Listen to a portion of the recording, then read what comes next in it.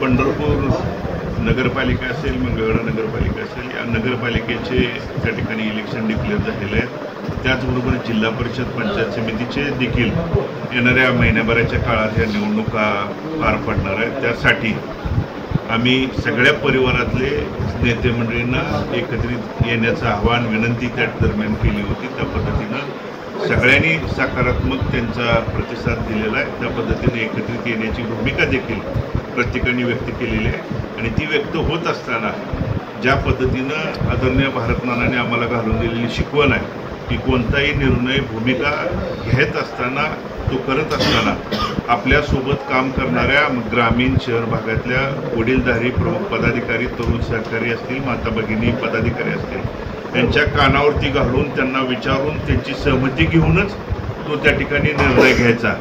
यासाठी प्राथमिक पंढरपूर मंगळवेढ्याला जोडलेली 22 गावं आणि मोहोळ मतदारसंघाला जोडलेली 17 गावं याची मिटिंग आज आयोजित केली होती। उद्या त्या दरम्यान माढा मतदारसंघाला जोडलेली गावं आणि सांगोला मतदारसंघाला जोडलेल्या पंढरपूर तालुक्यातल्या गावातले प्रमुख पदाधिकारी आणि शहरातले देखील वडीलधारी इच्छुक उमेदवार सोडून जे वडीलधारी जे नानांच्या पासून काम करणारे, खांद्याला खांदा लावून काम करणारे प्रमुख असतील यांच्याशी चर्चा करून या बाबतीत सकारात्मक निर्णय येणाऱ्या 2 दिवसामध्ये त्या ठिकाणी घेतला जाईल। नगराध्यक्ष पदासाठी प्रणिता बालके यांच्या नावाची चर्चा होते, त्या संदर्भात कार्यकर्त्याच्या आणि आघाडीच्या काय भूमिका आहे? कार्यकर्त्यांचा आग्रह असला तरी हे जे सगळ्या परिवारातले नेते मंडळी एकत्रित आल्यानंतर तो बसून नगराध्यक्ष पदाचा उमेदवार असतील, त्याच्याबरोबर लढणारे 36 जे उमेदवार आहेत त्यांचा सगळ्यांचा सकारात्मक विषय घेऊन लोकांचं, जनतेचं काय म्हणणं आहे या बाबतीत सगळ्या चर्चा करून ते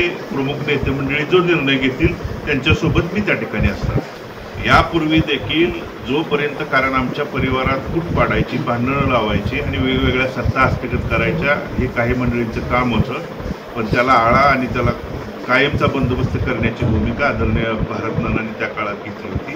तीच भूमिका सगळे आमचे परिवारातले प्रमुख त्या ठिकाणी एकत्रित येऊन करतील आणि जी चुकीची माणसं आहेत, ज्या आमच्यात त्या ठिकाणी वेगवेगळ्या भूमिका आहे, फूट पाडण्याचं काम करतात, ते त्या ठिकाणी ती माणसं एकत्रित येऊन त्या चुकीची माणसं आणि त्या सत्ता कायमस्वरूपी उद्ध्वस्त, मग नगरपालिका असेल, पंचायत समिती, जिल्हा परिषद या येणाऱ्या आगामी निवडणुकीत जे कार्यकर्ते आमच्यावर सोबत काम केलेल्या तरुणांना संधी देण्याच्या भूमिका त्या ठिकाणी व्यक्त करतात।